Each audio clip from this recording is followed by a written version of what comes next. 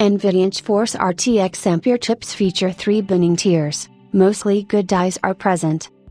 Chip binning is a process of sorting out the manufactured silicon by quality. That means that each chip that comes from the silicon wafer is tested and sorted by different features.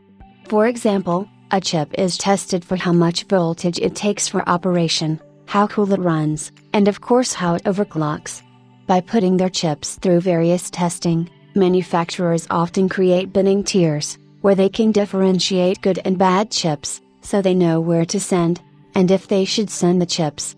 The biggest and most complex approach for sending chips is for graphics cards.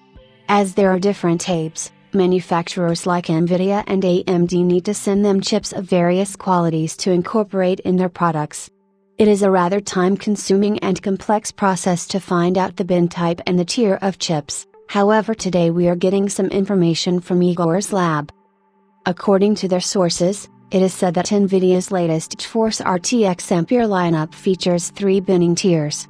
There is bin 0 inches, which represents an OK chip that can perform as intended, bin 1 inch chips which are good processors, and bin 2 inches processors which represent the best quality chips with the highest performance characteristics.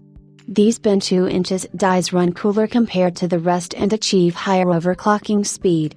In reality, the binning represents coordination between the chip designer, NVIDIA in this case, and the manufacturer, Samsung with its 8 newtons 8 nanometers process.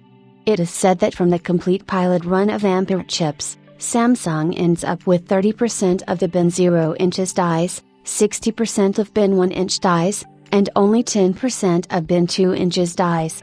The production period was quite short, and these numbers are good for Samsung, as they probably didn't have much time to work on it, so we can expect these numbers to improve.